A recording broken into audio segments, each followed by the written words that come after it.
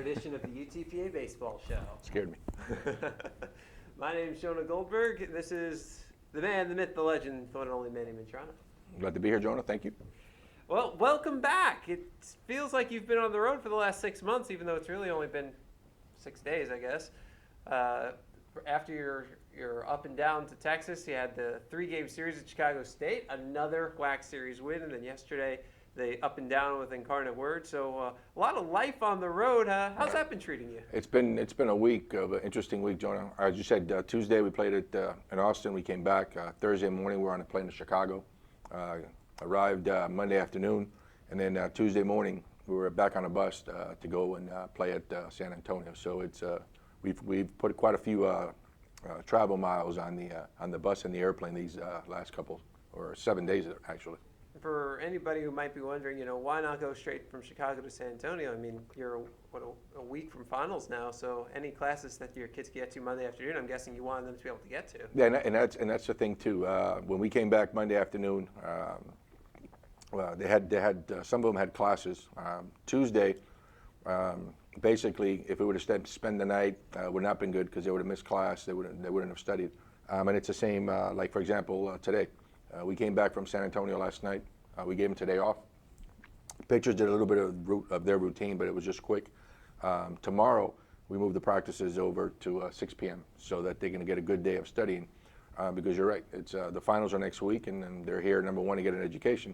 So we're not going to do anything to jeopardize that. When finals time comes around, I mean, that's really a tricky time for a coach. I mean, you've got huge WAC games. And then in the middle, they've got huge exams. So do you back off a little bit on how you practice? Do you force them to do more study? Like, how do you handle all this? There's no doubt that that's a difficult week. You want them to do well in their classes, but then when it's time to play, you want them to do well in the game. So you have to be cognizant, and you have to have the pulse of your guys and where they're at mentally, where they're at physically, to make sure that they do well on the exams and that they do well on the field. So it's a fine line, and when there's ever any questions with our guys, we're going to err on the school side. So it's important for us, it's important for them, it's important for their families to make sure that they graduate. And you can't take up valuable study time, having them practice and work out when they can spend that time in the classroom. So we've always believed in that. Our APR reflects that we do a good job with our guys and they do a good job studying, and that's priority number one. Make sure that they get their degrees. Yeah, it's really impressed me seeing how much you have the guys study. When we went to Texas last week, the first hour of the road trip is study hall, and then the first hour on the way back is study hall as well, and making sure that everybody is getting their class time in, even if they're on the road. Yeah, and then the longer the trip, Jonah, the more that we make them study on the bus, especially when we fly. Like the layovers, or we're waiting for the planes to leave, or when we're coming back. If we find a place where they all sit, they open up the books and they hit the books. So it's something that we believe in. I think that you can have a great program. I think you can be a championship program, but I also strongly believe that at the same time you can't put baseball in front of their education, because for most of them, baseball is over after these 4 years. And I want to win as bad as anybody, any coach in America, but I also realize that I'm not going to put winning in front of their future or their degree. So it's been successful for us. I can live with myself. I know that we do the best that we can for them, and we don't take up any other time as far as classwork, just to win a game. And luckily, while finals are going on, you've got a pair of home series, so you don't have to worry about taking them on the road again. Yeah, that helps. Last year, during finals, we were on the road, and that was difficult, for them. And they did well, to their credit, to make sure that they were keeping their studies in perspective and baseball in perspective. But it definitely helps that we have a home series this weekend, finals are next week, and we don't have to travel. It gives them that extra day, because if we had to travel, we would have to leave on Thursday. So it gives them that Thursday and Friday to finish up their exams, and hopefully we'll be able to do what we did last semester, which was very impressive. Out of 35 guys in our program, 29 had 3.0s or above. That is one heck of a number. I mean, that's a very high percentage, and it's really just a testament to what you've got going here in your program. You know what? It's it starts at the top, but at the end of the day, you have to make sure as a coach that they buy into it and they understand that you know what, they're here to get a degree. Their families have sacrificed a lot. All of them are paying some kind of money, so it makes sense to understand that, hey, you know what, when you're a student first. The only time that we treat them as athletes, it's when they're on the field or maybe in the weight room. Other than that, they're students, they're sons, they're brothers, they're teammates, and we want them to keep that in perspective. And what's impressive is that it's everybody. Like you said, 29 out of 35 is getting these 3.0s, and that includes a guy like Sam Street, who we learned on Friday is one of 47 finalists for the National Pitcher of the Year award. You know what, and it's well deserved. He's had a great year, obviously on the field, but he's also a terrific student, a good teammate, works extremely hard. So hopefully, you know what, those 47 are really good pitchers, and he should be mentioned in one of the top pitchers in the NCAA this year. When you saw that he was the only one from the WAC, one of only 4 from the state of Texas, what does it mean to you to see that he is getting this nomination? Well, obviously, as one of your players, you're very happy for him. You see that the work that he's put in has paid off. But it's good. It's great for everybody. Obviously, it's great for Sam. He's getting the recognition he deserves. It'll help him in the draft. Obviously, it's great for Sam's family, but it's also great for the program, and it's also great for the university because obviously when they mention Sam Street from UTPA, so everybody gets some attention, some notoriety, and it's well deserved. Street will be getting plenty of national recognition, we hope. 2 of the All-American ballots are due in the next few days. I get to list some nominations, and I assure you Sam Street will be one of them on both of my ballots. Yeah. So, hopefully we can get people to go out there and vote for Street. And just remember, hashtag Super Sam. Super Sam is right. And again, it's well deserved, Jonah. People don't realize the work that he puts in. As a matter of fact, as soon as he finishes his start Friday nights, he goes to his post-workout routine, which is running, some band exercises. So that routine, as soon as the game is over, he's done pitching. He begins preparing for the next week, and he does a marvelous job of doing that. I think one of my favorite Sam Street stories, I got a lot of them, is the conference tournament last year. After the game, we went back to the hotel, and I wanted to get a soundbite from him, send it back to the local TV stations, put it on our website. And I asked him if we could do it, and he said, do you mind if I run up to my room and change so I can get my clothes to John, who was handling the laundry that night, because he needs it soon, so that way he can get it done and get some sleep. And I said, "Oh, of course I don't mind." And then when he came back down, he apologized to me for taking. He couldn't have been gone more than 3 minutes, and he actually apologized for taking 3 minutes to go do what he really needed to do. And I was like, "Wow, you must be the nicest guy in the world." And he is. He's that kind of person. He's very humble. If Sam had, if he has one fault, is he just expects too much from himself sometimes. When he walks a guy or he gives up a hit, he really is. He's hard on himself. And we've talked to him about that. That those things are going to happen. You can't be so hard on yourself that every time that you walk a guy or somebody gets a base hit and drives in a run. But he's a terrific human being. He's a great teammate, and obviously he's a great baseball player. And his last time out, you could make the argument that Street had his worst start of the season and one of the worst of his career, and he won. Yep. The worst start of his career was a complete game that put him to an NCAA leading 8 complete games, an NCAA best 10-0. We should all have such worst starts. I mean, he gave up 3 runs. He did, and it was, and you know what? And they came on one swing. If it wasn't that, I mean, the wind was really blowing out, and probably would have been a routine fly ball, and it just carried out of the park. But you're right. It was probably his worst start of the year. But again, he's a winner, and when he pitches, we always have a chance to win. If most pitchers, if you could tell them your worst start is going to be you make one mistake, I think most guys are going to take that. Absolutely, and that's exactly what happened. That one pitch that the kid hit into left field. Other than that, he threw the ball pretty well. And again, he's a winner. He's a winner on the field, off the field, and he's a winner in the classroom. And he really sets the tone for the entire series, week in and week out, because you go into these next 2 games, especially with the weather changing things to a doubleheader on Saturday, and your bullpen is 100% fresh. Well, I got to tell you, that's a big plus to have, especially with our guys in the bullpen, where we've struggled a little bit. he gives us that luxury of keeping the bullpen fresh for the next 2 games. And as you mentioned, the game from Sunday was canceled, and we played a doubleheader on Saturday. But I got to tell you, except for the rain that was supposed to come on Sunday, which didn't come, by the way,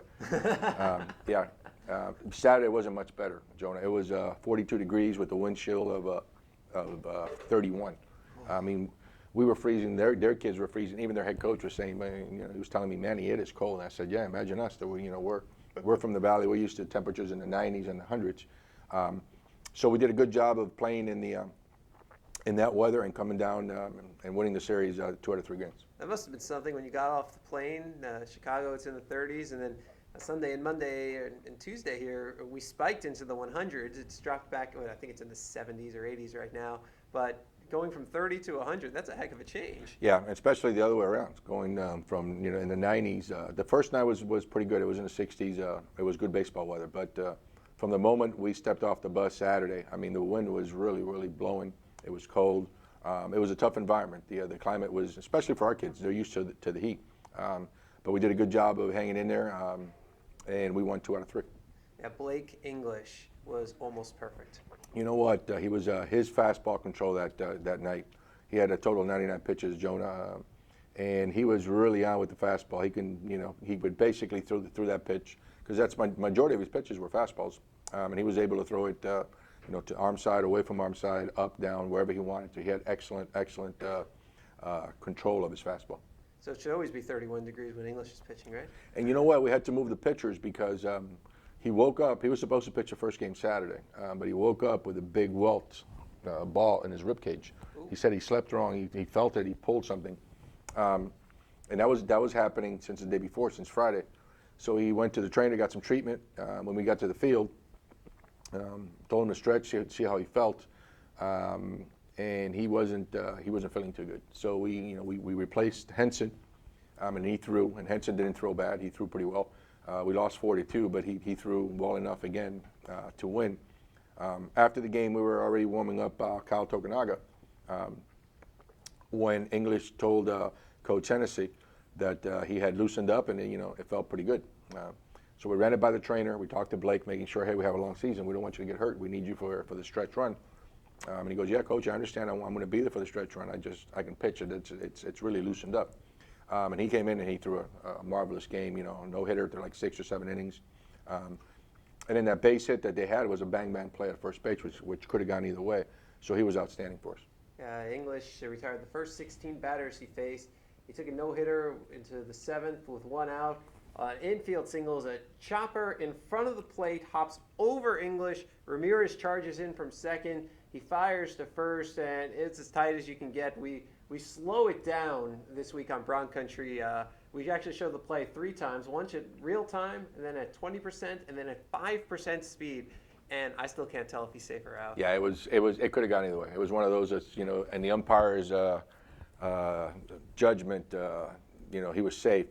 But again, it's like, what is it, Jim Joyce with in the major leagues a couple of years ago when he messed up that play at first base and ruined the no-hitter. So, again, it was a judgment call. It could have gone either way. Could have been safe, could have been out. It was that kind of play. And obviously, they don't have the luxury of slow motion. So he called him safe, and that was the only base hit that he allowed all night. Just 4 total base runners, an error, 1 walk, a hit batsman, and the infield single. And what was English doing so well to stop everybody? Everything was just based off his fastball. I mean, he had really, really pinpoint control. He can throw it anywhere in the 17 inches on the plate. He was able to throw it up and in, low and away. His fastball, he had complete control and mastery of his fastball, and then everything, all the pitches revolve around the fastball. If you're able to locate your fastball, then it makes all the other pitches, breaking balls, changeups, a lot more effective. And we didn't throw too many off speeds. It was primarily fastballs, but he was doing such a great job of throwing it where he wanted to that we just kept calling the fastball over and over again. And he did an extremely great job for us.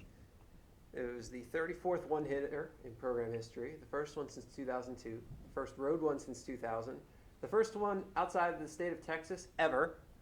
I did not know that. It was pretty interesting. That's pretty good. Yeah. Especially in 31-degree weather. That's unbelievable.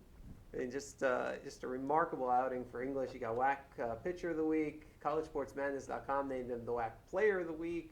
and a lot of great accolades. Probably should have been in the conversation for National Player of the Week, but he wasn't the only one to throw a one-hitter this week. Yeah, he should have thrown a no-hitter. He would have probably gotten it. I know. What was he thinking? Yeah, exactly.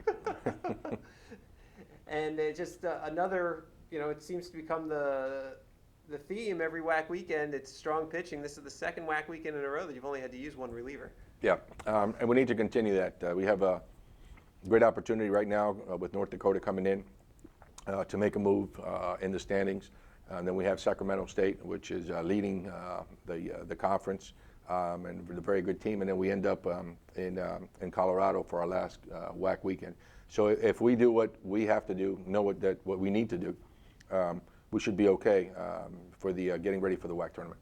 Yeah, right now there's, if you look in the standings, the difference between being the number 2 seed and getting a first-round bye and being the last team out of the playoffs, or the first team out of the playoffs, is 2 games. Yeah, it's everybody's bunched up, and what I feel it's in our favor is that I think the first half of the season we really had a tough schedule. I think these 3 series compared to what everybody else is doing, we've had our tough opponents. Pretty much everybody's tough, obviously, but the teams that are playing better, we've already played them.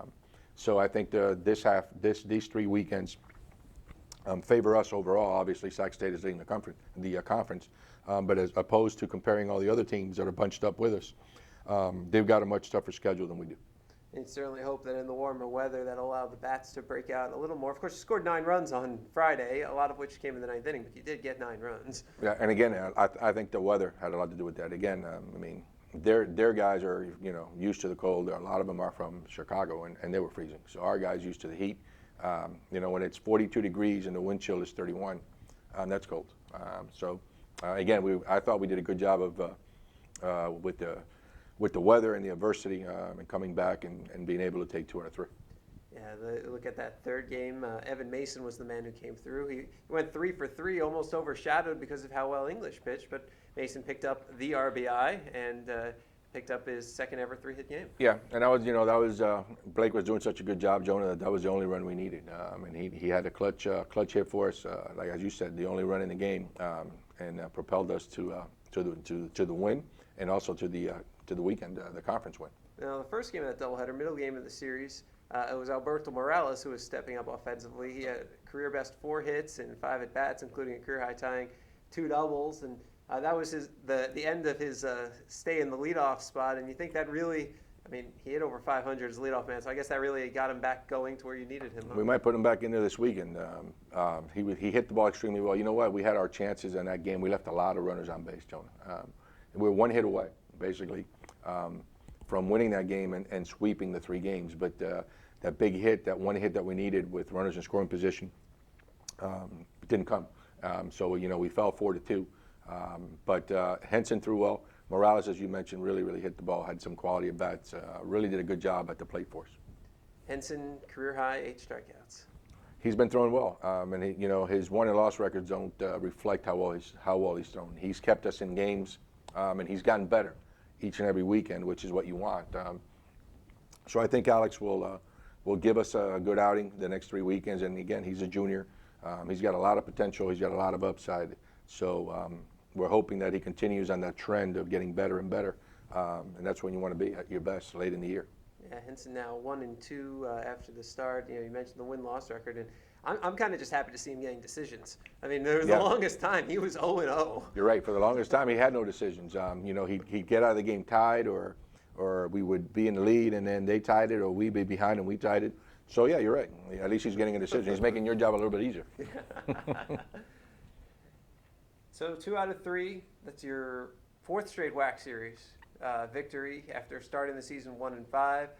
It's got to be great to be winning WAC series on a consistent basis now. You know, that's what you want to do. You want to win those weekends, and we have been for 4. Now we've got 3 more starting this Friday here in North Dakota at home. So if we do what we need to do, we pretty much control our own destiny. We just know that everybody's bunched up. The schedule favors us, but there's no guarantees. We got to go out. We have to play baseball. We have to play good baseball in order to continue to win those conference weekends. Now, before you get to North Dakota, you've had your final non-conference game of the regular season. Went up and visited Incarnate Word. And although it was a loss in that game, Tanner Dickerson came on in relief, and he'd thrown one pitch in the last 3 weeks, I think, leading up to yesterday, and then he goes out and throws a career high 5 innings. Yeah, he had a little tenderness in his arm, so we shut him down for a little while. And it was good to see Tanner because basically that was our last midweek game, Jonah, and we're trying to find that fourth guy because if you go in the tournament and you fall into the losers bracket, you're going to have to win 4 or 5 games. We know we have 3 guys that can, compete and keep us in games with Street, English, and Henson. But once you fall into the losers bracket, anytime you're in a tournament, you're going to need that fourth, and maybe even that 5th starter. And I think with what Tanner did yesterday, I think he pretty much solidified himself. If we need to go and get a 4th guy, he'd probably be the guy. Yeah, the way the tournament works, top 6 teams make it. Top 2 seeds get a first-round bye. So if you're a top 2 seed, you actually only need to go 3-0 to win the championship. If you're one of the other 4, you've got to win at least 4 games. And then, like you said, since double elimination, if you lose a game, whether you're a top 2 seed or one of the other 4, at some point you're going to have to play a 4th, a 5th, and who knows? I mean, in theory, I think you can end up playing as many as 7 games. And that's the thing, you want to be prepared for that, and you want to start seeing who can do the job. And we've been trying to find those weekday guys. We've given a bunch of guys opportunities, and nobody's really grabbed that role for us. So it was good to see Tanner yesterday. We kept him longer for that reason, seeing, hey, let's see if once they see him a couple times around the lineup, can he still be effective? And he proved and he showed yesterday that he could still be effective. And Austin Casas has now put together a couple of good scoreless innings in a row, and you think he's starting to put himself back into that late inning bullpen mix? I tell you what, against righties, if you look at his numbers, Jonah, he is outstanding. I think they're hitting less than 140 against him. And that's his role. If we have guys coming in late in the game and they're right-handed hitters, we're going to bring in Austin. I think he's earned that role. And again, his numbers against right-handed hitters are unbelievable. So we've got that side pretty much locked up as far as against right-handers. And then we got a couple guys, since we only have one left-hander on the staff, you want a right-hander that has a good change that he can control with some fade or a fastball with some arm side run. So we got a couple of guys in that role. But Austin has really done an outstanding job against right-handed hitters all year long. And of course, yesterday, being non-conference, you can use your entire roster, so you had a chance to do a few different things. And one of the things you did was you pinch hit with Jonathan Garza, something that's the 2nd week in a row he's come up with a pinch hit, and he drove in a run as well. The funny thing about it, though, it was even though it was a midweek game, Jonah, and we can take all of our 35 players, a lot of them had either tests or prep for their finals. So we went up there, and once the lineup was made, we only had 11 position players. Basically, the 9 starters, and then we had Jonathan Garza left in the bench and Blake Thomas left in the bench. So out of a possible 35, we went with 23 players. Again, goes back to priorities.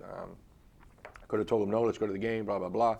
But no, you know what, do what you need to do. Make sure, prepare for your finals. And if you have a test or a final, just, do well in it. So did get the chance to play all 11 guys. John came in, pinch hit for Stites. First pitch he saw, hit a line drive to right field. And also Blake Thomas got a couple of at-bats, and he looked really, really good with the bat. And he got a chance to catch, too, let Alex Howe go into right field, which I'm sure his knees were happy about. Well, that was a little bit scary. I asked Alex, hey, do you still remember how to catch a fly ball? And so him being Alex, yeah, come on, coach. He goes, okay, just want to make sure. But, yeah, we brought in Blake, and we put Alex back in right field for a couple innings, which are right, kind of rest his knees a little bit. And Blake has really made strides. He's been working a lot with Coach Lopez behind the plate and having a little bit softer hands. And it's paying off. The hard work he's put in with Coach Lopez is paying off. And he really had 2 good at-bats. He hit the ball hard, extremely hard, both at-bats. Well, Bronx take on North Dakota this weekend. That's Friday at 7. Your second to last chance to see Super Sam pitch at home. Saturday at 6, and then Sunday at 1. Sunday, of course, always a great day, and we're going to do it twice as good this week. It's Strikeout Hunger. Bring 4 non-perishable food items. You get in for free. You bring in 8, 2 people get in for free, so on and so forth. If you have a family of 100, bring 400 cans of food, and we'll let you all in. For free. Yeah, all the Can't beat it. donations benefit the Food Bank RGV. It all stays local. It's a great cause, too. So absolutely bring your food. But it's also May the 4th be with you. I saw that on the webpage. It is Star Wars Day. If you come dressed as your favorite Star Wars character or your least favorite, that's up to you, or any kind of Star Wars gear, we will let you in for free as well. And hopefully we get a big Star Wars following, because if so, we have a few surprises in store for the Star Wars fans in attendance. Well, I'm going to put you on the spot. Who's your favorite Star Wars character? Luke Skywalker, Jedi Knight. All right, come on. No, not even close. No? Who you got? Yoda.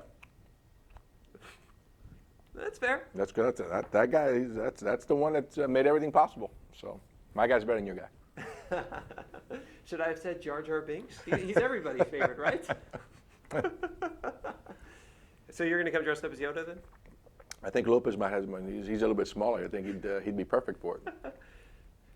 Well, it's good, because I wouldn't want you to have to pay a ticket to coach your own game. There we go. He's Manny Mantrana. He's the head coach of the UTPA baseball team. My name's Jonah Goldberg. We'll be back with you next week. This is the Bronx Baseball Show.